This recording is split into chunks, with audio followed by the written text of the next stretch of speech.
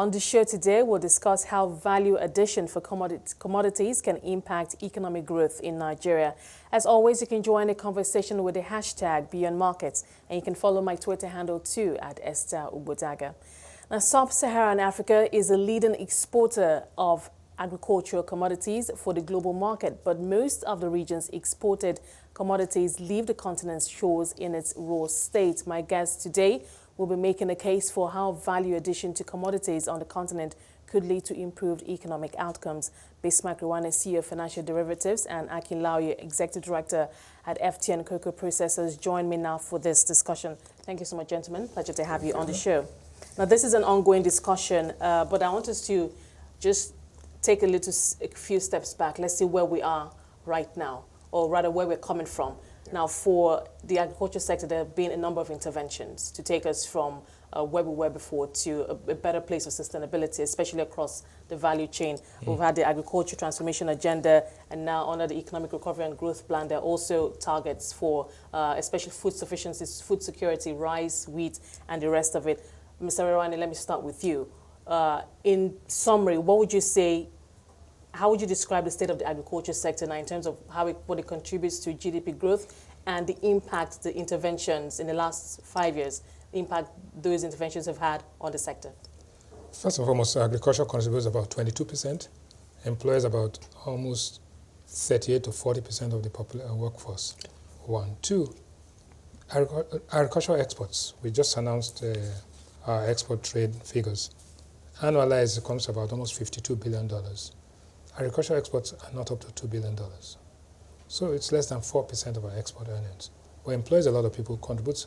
And so how do you, one, increase the productivity, increase the area of cultivation, and how do you increase how much you extract from the value chain by, say, forward integration of some sort? So I think those are the key issues. But definitely what you can notice is that throughout the slowdown and the recession, agriculture continued to report positive growth. So, and agriculture is one of those sectors which has been responsive to exchange rate adjustment. That is why you have all the growth, one, okay, and two, the incentive for export smuggling, which is taking place in Nigeria today. Okay, let me come to you. Let me hear your perspective. I mean, we've heard that investing heavily, we have invested, but obviously we need to invest more, especially across the latter part of the value chain, areas like processing, for example. And I mean, the topic of the discussion is value addition. That could create different layers of industries and more opportunities, especially for job growth. What is your perspective? Yeah, that's just the way we have to go, making sure that there's value addition. Like you rightly said, bulk of what we produce is exported raw. That's not right. It's not good. It doesn't add any value to our situation in Nigeria as it is today. So we will recommend and suggest that government should do something about jump-starting it. It should have a natural process, a natural evolution. We are not saying that. And maybe that's the reason why we have this time, some interventions that we are saying. But if we can create an enabling environment, it will come to a point that this intervention thing should be one-off. It should not be what we are doing persistently. In Nigeria today, it has been a consistent thing. And each time we are not even getting the result as it should be. Okay, so Bismarck, perhaps we should just, go back to the drawing table. If we do that, how should we begin to adjust the structure that we have to create that natural course of events? Firstly, the most important thing here is that oil revenue distorted our external balance and therefore gave us an overvalued exchange rate, which was agric inimical. Now that we've adjusted the exchange rate to a large extent and it's closer to equilibrium, it's not that far away. PPP today is 358, the exchange rate is about 360, so we can say there's fair value. You are now seeing that a sector like agriculture is responding to exchange rate adjustment and is growing. And not just growing, there's backward integration, there's horizontal and then forward integration taking place. There are people who are bringing in tractors, people are bringing seedlings, people are bringing fertilizers.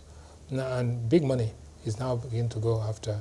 So when you look at something like sorghum, where we are doing 7 million tons official, really we're doing probably about 9 million tons. And the price have gone up by over 100%.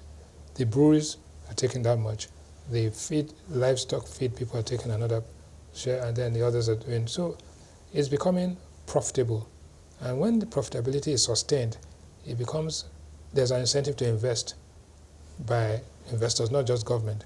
So the intervention program, like I said, should be aberrational, that is, support but in a normal course of business, we are now beginning to see people who are making money out of this business. For example, tomatoes, in the last 4 to 5 weeks, we've seen a 100% increase in the price of tomatoes. We've seen about a 75% increase in the price of melon, which is egusi. Therefore, these cyclical trends and the price adjustments, there's massive money being made, both from the production, the storage, the marketing, and the processing.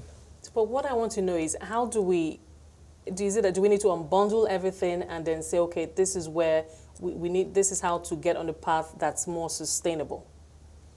No. What is happening is that if the exchange rate mechanism is working as it is, and you don't go back to a controlled command exchange rate, okay, people begin to see that even over a 3 to 5 year period, take the palm oil business. You have Presco, Okomo, Rison Palm, Wilma, PZ. There's massive money going to that business. We are nowhere near where Indonesia, Malaysia, and others are, but you are beginning to see investment. There was no investment in this sector and in that particular commodity for over 10, 15 years. You are now seeing big investment. Some people are even considering going back to rubber. We are seeing cocoa. We are seeing, just cash crops, right? Maize. So I think that if you compare the amount of investment that has gone into agriculture as a percentage of GDP in the last 3 years compared to 10 years ago, it's night and day, it's transformational. Okay. So what we need to do is be consistent and don't go back to those policies which gives you an overvalued exchange rate. Now, Akin, you're a major player in the industry. Cocoa, one of our major cash crops, and I know that there have been a number of policies geared towards improving the sector, especially the value chain. But I know that there's still distortions, there's still several challenges in that sector. Help us understand the cocoa market, as it were. Yeah, the cocoa market as it is now is going in the right direction if we can sustain the policies the way we are. But the way it is in Nigeria, certain things have to be done. Cocoa is a bit different.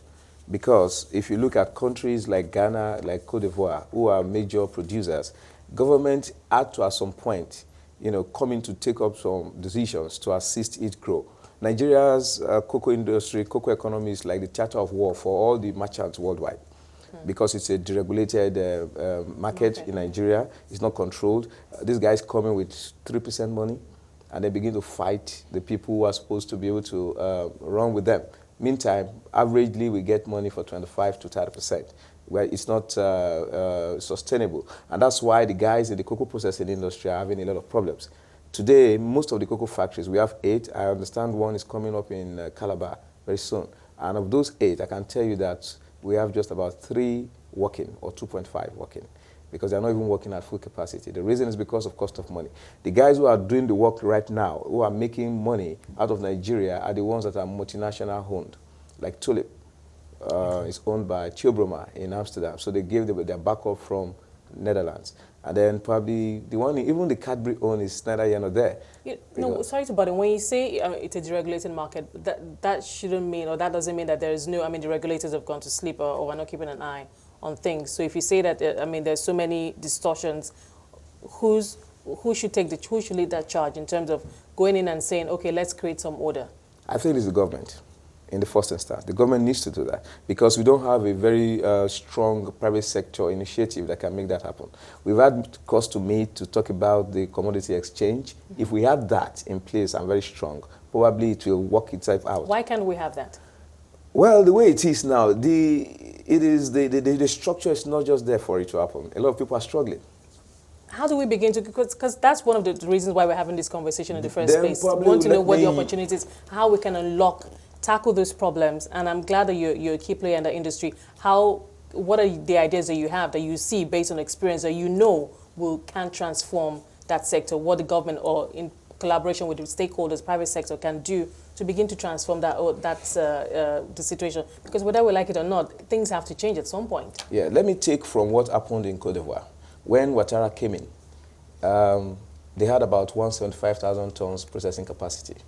When he came in, he made it clear that, look, this is our life. If I went there for a meeting, he said, this is our own oil. Therefore, we've got to do something about it. Anybody, all the multinationals playing, the players like Cargill, the Barry Caliber of this world, they all have, that if you are going to operate in Cote d'Ivoire, then you must have a factory. It will interest you to know that Olam has a 75,000 tons factory in Cote d'Ivoire recently built, whereas they had a 10,000 leased factory in Nigeria. It tells us about policy.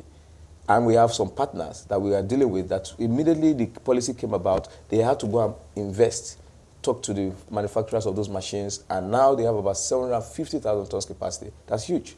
So is it a priority problem for us? Because from what I can deduce from that, it's a priority problem. I think government is not giving priority. Like I said, oil has distorted everything. And because of the kind of situation we have found ourselves, I think it's better for us to begin to look at the pieces very clearly and then decide what we want to do. For where should we start? For cocoa? Let's grow. For cocoa, I would say, look at the farms. Okay. There's this Anchor Brand scheme, which we have seen work out in the rice industry. Okay, if we can start something like that, there are many people that we can engage, but they will need immediate support because most of these guys cannot access the fund that they need to be able to run. Okay, so first things first, credit. Yes. Money. Yeah. The credit in Nigeria is the way it is now. Most people who are going to use to drive these things, they cannot access it. If you want to borrow money in Nigeria, you need a collateral, you need this, you need that. The cost of money is even high. If you give those guys 25%, 30% money, they'll die. I think it's much more fundamental. What has happened, and let's look at it. There are a lot of private equity investments right now providing leasing tractors, and on a wet lease basis, that is, they put the tractors in the farms, they maintain the tractors, and the guys pay, the farmer pays for that as a lessee, right? You have Notore doing the fertilizer, you have IITA giving you seedlings, and then you have the land preparation, so the area of cultivation is increasing, the yield is increasing. Now, the commodity exchange, how to buy the products and make sure that the farmer breaks even and has enough surplus to reinvest is happening. So what we've seen is that we've seen the number of people working on the farms reduce while the productivity in the farms has increased because of mechanization. Now, what is it that we are going to do to become competitive so that we are not just the world's largest producer of yam tubers, right? But we extract as much value from yam processing, and just not yams, but at least there are about 40 to 60 commodities and crops where Nigeria is a leading producer. And so, how do we leapfrog? What kind of capital injection? What kind of structural changes are we going to make? But the most important one, like I said, is the exchange rate. The other one is channeling support funds, right? Which is like intervention money to make sure it gets to the base. And then investing in that value chain of storage, distribution, and processing and markets. Now, apart from anything else, the investment in rail infrastructure, because these things have to move very quickly. When you see Kenya, the amount of money that's gone into the infrastructure, the horticultural infrastructure, the green houses, and then they have 2-3 747s that leave every day from Nairobi into Rotterdam with roses, right? So we can do so many things in aquaculture, and all. I think it's a critical thing that, yes, we are doing well, but we can actually leapfrog. We can go. Okay, Bismarck, hold that thought for us, so we'll take a quick break and we'll be right back with the rest of the program. I've been speaking to Bismarck Rewane, CEO, Financial Derivatives, and Akin Laoye, Executive Director, FTN Cocoa Processors. It's still with me in the studio are Bismarck Rewane, CEO, Financial Derivatives, and Akin Laoye, Executive Director, FTN Cocoa Processors. Thank you, gentlemen, for your time so far. Bismarck, you mentioned, you talked about leapfrogging. You talked about looking at it, adjusting the structure, as it were. But for now, where would you say would be a good starting point? Laoye has talked about credit. In your opinion, is that a good place to start to, and how do we move from there? Credit is important. And so, first and foremost, let's create a market structure that works. I mean, you have the Bank of Agriculture, right? You have some people have the Bank of Industry also lending to agricultural processing. Then you have the central bank intervening with the anchors, and then you have NISRA. I think there's an agriculture bank. There's a Bank of Agriculture. So why don't we let the Bank of Agriculture be there providing infrastructure support for the entire industry? Okay. We don't need all of this, so you have this, all those things should be centralized in one institution. But then we need an interest rate environment which is not prohibitive. Right now, the average cost of borrowing is anything between 23 and 27%. There's no agricultural project, no real estate project, no power project that is viable at those kind of rates. So what we should be looking for is how to bring the general level of interest rates down by a number of factors. Because what's the rate of interest in Ivory Coast, right? It's very low, although the rate of inflation is also low. So we need to look at how structurally we can deal with that. Then as you invest in various parts of the value chain, you take away the burden of one farmer trying to do everything. So the guys who are doing the transportation, who are using the rail, the people who are doing the storage, the people who are doing the processing, the people who are doing the packaging, and the people who are retailing, all of these things come together, and then you can actually begin to have an efficient market where, for example, in Guinness, we now have, the target is to have 75% of local sourcing. We are now at about 45 to 48%. And we are buying from local producers, and they're meeting the quality. If you go back 10 years ago, we were doing only maybe about 10, 15%. Now we're even buying from Benin Republic. And so you can see that things are happening. And when you quantify everything together, it's significantly different from where we were before.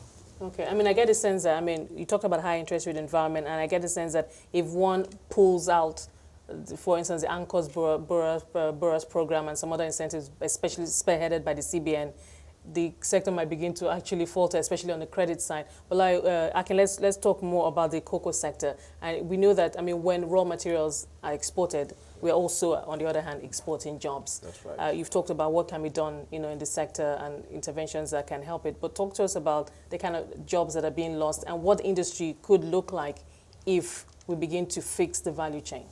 Yeah, job creation is phenomenal when it comes to cocoa processing, because once the cocoa gets into the factory, the kind of people you employ, all forms of professionals, from food technologists to mechanical engineers to chemists to microbiologists and so on and so forth. So a typical cocoa factory like ours, we have a 20,000 tons factory, and our direct labor is like 200, and indirect, we put it around 300. And there are other ones too that are associated, because the moment all the guys who are into logistics, people set up restaurants around the place, people vulcanizers and all kind of things, and that's what we are losing. And the typical factory we have here is they produce the machines abroad, so it's the same thing. So when we allow our cocoa to go, we're only feeding their factories, and that's the goal. That's what most of them are targeting. To interest you to know that countries like Netherlands have factories of about 120,000 tons capacity. That's not even a cocoa producer. They can't even produce a single cocoa, and they have such big factories, So I think those are the issues that we must begin to look and ask ourselves some questions. And I don't think this is any rocket science. It is not anything that it is no brainer. Government should be able to see these things and then begin to find the support system. We have a factory in Berlin that we were relating with. This guy he told me something.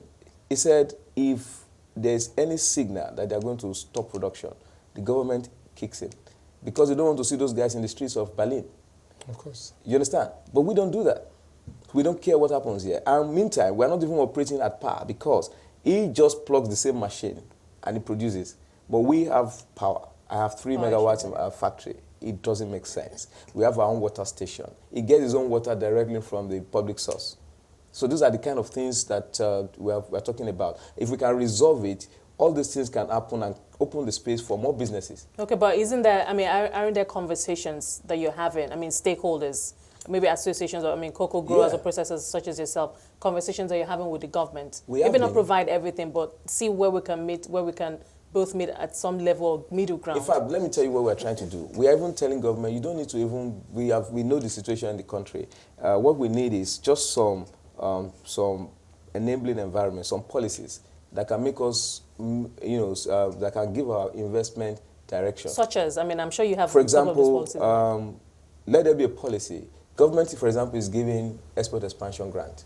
Yes. Why should we give export expansion grant for people exporting beans? It doesn't make sense. You get what I'm saying? What value are they adding that you now give them incentive for exporting your cocoa? In Indonesia, if you export cocoa, you pay tax. And I mean, beans has some other derivative. I'm thinking cocoa beans. Oh, okay. Cocoa beans. Sorry. Yes. Yeah. Sorry about that. Cocoa beans. Okay. You understand? So you see, one of the things you do, try and discourage that. Once you discourage it, it will make sense for people to begin to look at, adding value and the advantages that come. Is this something that the processors or players on the value chain have as a group approached the government and said, look, this doesn't make sense? And what was the response? It's just lip service. Because you see, a lot of things go into policies in Nigeria. It's easier for you just to export it. It's easier. And then the guys who produce it are the middlemen who buy it and store it are the ones that make the fortune. Okay. Right?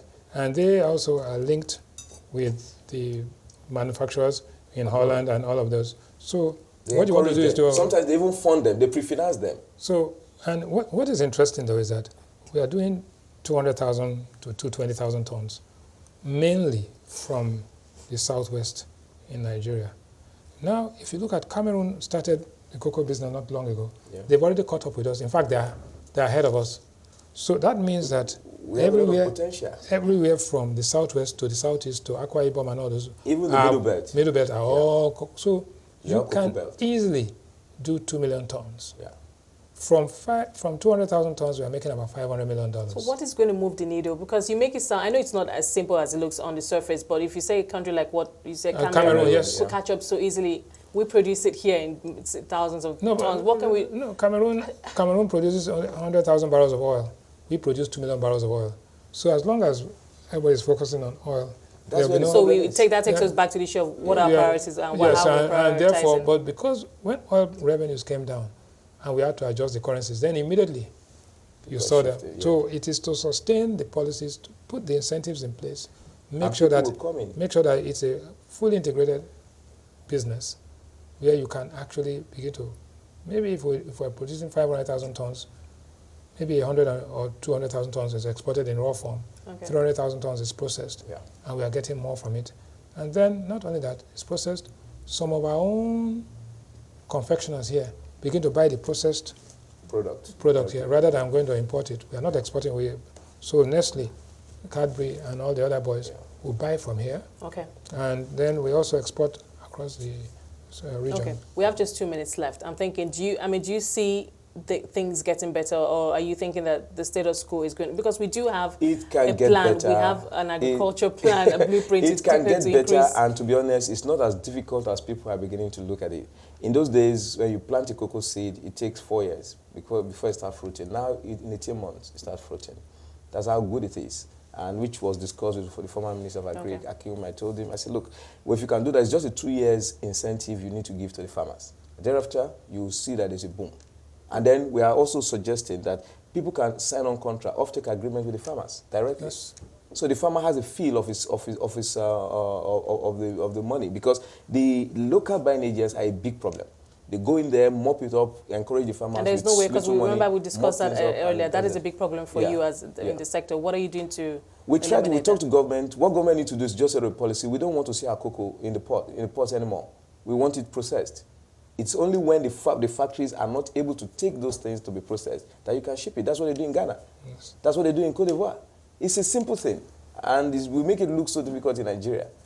Okay, so obviously policy, we still obviously need more policies to help turn things around. And sustain them. And sustain them.